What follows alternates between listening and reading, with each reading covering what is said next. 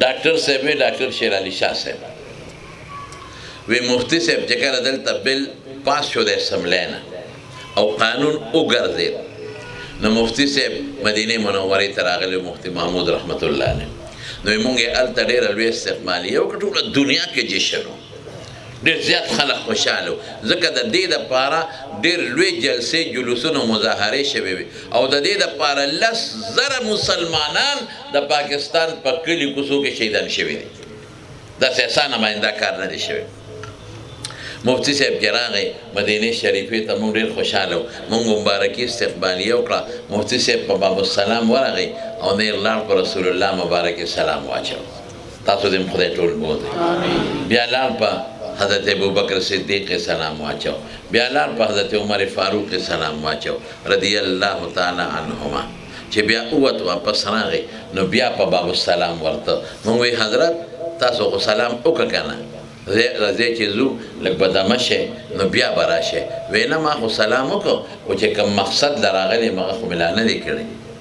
موږ حضرت څه مقصد دی مقصد خو دا و چې د رسول الله مبارک ملاقات وشي او په حضور پاک سلام واچئ بل څه مقصد دی وی نه خو زما خپل سلام و چې مدینې ته رالم اچوم به زه په یو بل مقصد راغلی یم مقصد څه دی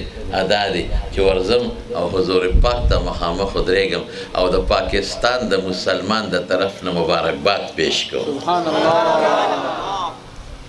وی چې لاړ ودرېد نو رسول الله مبارک ته مخامخ نو مفتی محمود رحمت الله علیه ډېر زیات وجړل ډېرې سلګۍ ووالې موږ هم ورسره وجړل او څه وایي د الله رسوله د ټول پاکستان د مسلمان د طرف نه زه تاله مبارکباد در کوم چې د پاکستان مسلمان ستا شمله اوچته کړه د پاکستان مسلمان ستا پټکي وګټه او د پاکستان مسلمان ستا ناموس او ستا عزت وګټه او ستا پټکي خور غورځېدو ته پرې نه ښود لہذا د پاکستان د مسلمان د طرف نه تاله مبارکباد دی زما وروڼو مفتی محمود چې دا کم کار کړی دی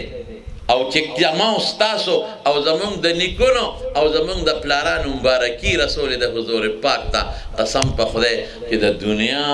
دا شپې ورځې تېرې شي او مونږ او زمونږ بچي او زمونږ نسي شکریه ادا کوو که د مفتي صاحب د دې 2 منټو مبارکۍ شکریه مونږ ادا کولی شو دا د ملا کارنامه ده او کردار ده څوک هم چې تپوس کوي چې ملا څه کړي دي ورته یې نورې خبرې پرېږده مړه سړکونه به هم جوړېږي او پلونه به هم جوړېږي او ټرانسفارمرې به هم جوړېږي او څه به خوړلي کېږي او څه به پکې لګېږي دغه قصو پیسو کې ګوتې نه وه دا د ملک کار دی سړک به هم جوړېږي او ټرانسفارمر به جوړېږي چې دا جوړ نه شي پڼ راځي خامخا به یو ځای کې لګېږي څوک به پوره لګوي او څوک به نیمګړی لګوي څوک به خوري او چې دا پنډونه ونه لګوي نو دا غریبانانو به د کم ځای نه خوراک کوي خامخا د هغوی به هم پکې څه نه څه فایدې به دغه پرېږدمه چې 20 ټرانسفارمرې زر او لکونه دا یو ځای کا او 20 سړکونه او کالجونه یو ځای کا او مفتی محمود چې د حضور پاک د شملې د عزت کم بل د اسمبلی نه پاس کړی دی قسم په خدای که د هغې ته ورسېږي بدلل تپوس ته دا وکړه ملا څه کړي دي وایي دا نن چې د پیغمبر ناموس محفوظ دی نن چې د پیغمبر شمله د آیین په بنیاد اوچته ده نن چې د پیغمبر جامه اوچته ده دا د چا برکت دی دا د مفتی محمود برکت دی دا ما لپاره ډېره لویه خبره ده ما د پیغمبر ناموس اوچت کړی د آیین او دستور کې قانون ما له پاس کړی دی او زه به یو خبره وکړم د بوټو صاحب دا د ټولو پاټو یو بل سره څه ناڅه اختلافات وي دا وي د اختلافات د پاټو لیکن زه بوټو صاحب تم اوس مړ دی هغه تم خراج تحسین پیش کوم چې بوټو صاحب کم وخت کې دستخط کو په دې بل باندې په حیثیت د وزیر اعظم اسوي میں آج اسی وقت اپنے موت پہ دستخط کر رہا ہوں هغه ته پته وه چې دا د دنیا د کافرانو مقابله ده دا مقابله په اسمبلی کې مفتی محمود رحمت الله علیه ګټلې ده ډیبیټ مفتی محرک شاه احمد نورانی بل د هغه طرف نه پیش شوی دی لیکن ډیبیټ مناظره مباحثه میدان مفتی محمود رحمت الله علیه ګټلې دی اوس زما وروڼو خلک لګیا دی او کوشش کوي چې دې بل کې موږ ترمیم وکړو